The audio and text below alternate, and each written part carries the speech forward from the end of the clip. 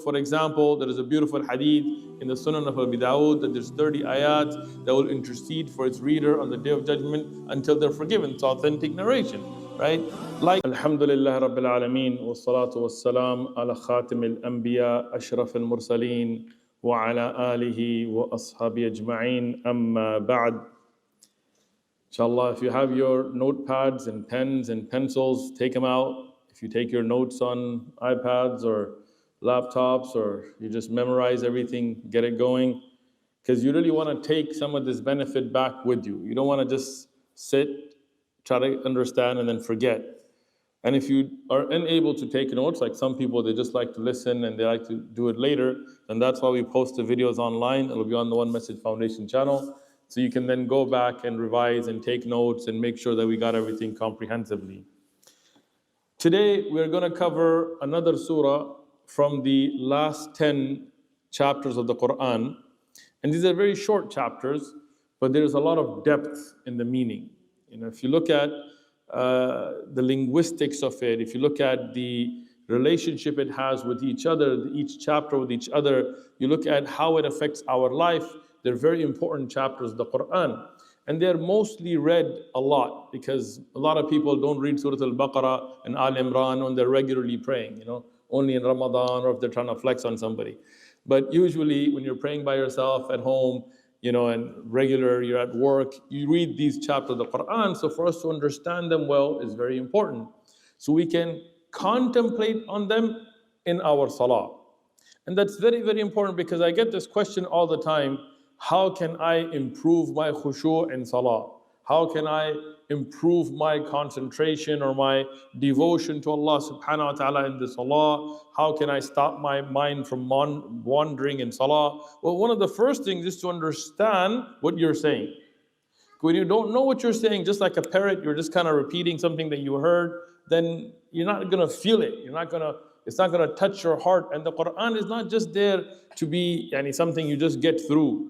It's hudal lil muttaqeen. It's a guidance for the people of taqwa. Well, how can it be a guidance if you don't even know what you're reading? And it has nothing to do with just being Arab. And as we will discuss today, a lot of the Arabic that's used in the Qur'an is not street Arabic. It's not Ammiya. It's not the way it's used today in Arab countries. There is a depth in balagha. There is a depth in the language of it. So when you study it, is the only time you will really understand it and benefit from it. Another thing, there are many weak narrations that some people utilize when teaching tafsir, because it makes them sound cool. And we will stay away from that. We're not going to rely on weak narrations. Why? Because we want to practice the deen and understand the deen in the most authentic way possible, in looking at the sahih, the authentic narrations. Now, there are virtues for different chapters of the Qur'an. Fadail, virtues, right? And I will try, inshallah, as we go through this series, anytime there is a hadith that's authentic about the virtue of a surah, I will mention that so we can understand, like Surah Mulk, for example, there is a beautiful hadith in the Sunan of Abi Dawud that there's 30 ayat that will intercede for its reader on the Day of Judgment until they're forgiven. It's authentic narration, right? Like this, Surah Al-Fatiha, Surah Ikhlas has many, many authentic narrations.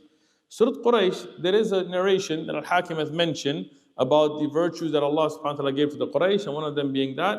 But there are many, not one, but many points of weaknesses in the chain of that narration. So I'm not going to mention that here. One thing we find from Ibn Abbas radiallahu anhuma and other Sahaba and other Tabi'un like Dahak and others, is a emphasis of the meaning of Surah Quraysh and its connection with Surah Fil. And I'll discuss that as we go through each ayah, and we'll talk about what Ibn Abbas and others said about it. But I'll give you a very interesting fact. Ubay ibn Ka'b radiallahu anhu, he used to have a mushaf of his own, meaning a personal mushaf. We look at the Qur'an, Allah subhanahu wa ta'ala revealed it as a recitation, not as a book. Not like a book didn't fall from the sky. Rather, Jibreel alayhi salam recited it to the Prophet sallallahu alayhi wasallam, who memorized it, learned it, by the will of Allah subhanahu wa ta'ala miraculously, and he recited it to the Sahaba radiallahu anhum. He didn't write it down to the Sahaba, he recited it. Now the Sahaba radiallahu anhum, they preserved this Qur'an word by word, letter by letter, sound by sound, even the pronunciation, everything perfectly, and they did it by two ways. One is that they memorized it, and that is the first and foremost. The likes of Uthman ibn Affan and Aisha radiallahu anha and many other Sahaba, Ubay ibn Ka'ab being one of them, Abdullah ibn Mas'ud, Abdullah ibn Abbas, many Sahaba, multiple Sahaba. Some ulama have written that there was 1,000 amongst the Sahaba that had memorized.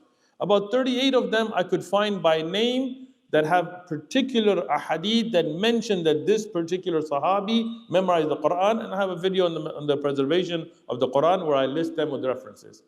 So one of them is Ubay ibn Ka'ab, but Ubay ibn Ka'ab, like some of the other Sahaba like Muawiyah radiallahu anhu, he used to also write down the Qur'an. He had his own notebook where he would write down the Qur'an. And many Sahaba, including Abdullah ibn Mas'ud and Aisha radiallahu anha and Hafsa radiallahu anha and many others had such books. Umar ibn Khattab radiallahu anhu also used to be able to write. He was literate, he could read and write, so he would write from the Qur'an. And Zayd ibn Thabit radiallahu anhu, when he was collecting the Qur'an, he told all the Sahaba to bring those written notes. And he would take two witnesses, written and oral, and meaning memory as well, to ensure the accuracy of the Mus'haf that was collected by Abu Bakr radiallahu anhu, and then standardized and sent out by Uthman ibn Affan radiallahu anhum. May Allah bless the Sahaba for what they did for this ummah. Ubay ibn Ka'ab, in his personal notes, this is his personal Mus'haf, when he wrote Surah Fil and Quraysh, he did not put a Basmallah between them. Meaning he did not put a Bismillah Rahman Rahim between them, to show the close relationship these two chapters have. It doesn't mean they're the same chapter. This is a misconception some people get from reading about this. As the great scholar of Tafsir, Ibn Kathir, Al-Hafid Ibn Kathir, he says, Ijma'an, by the consensus of the Muslim Ummah, these are two different chapters. Right? So why did Ubay ibn Ka'ab not put a Basmallah between them? Not because he was confused. No, it was an emphasis to show how closely they are related. Even though the linguistic style is different. The rhyme theme of each chapter is different. And here is different as well between Surah Fil and Quraysh. And no doubt that their time of revelation had a gap between them.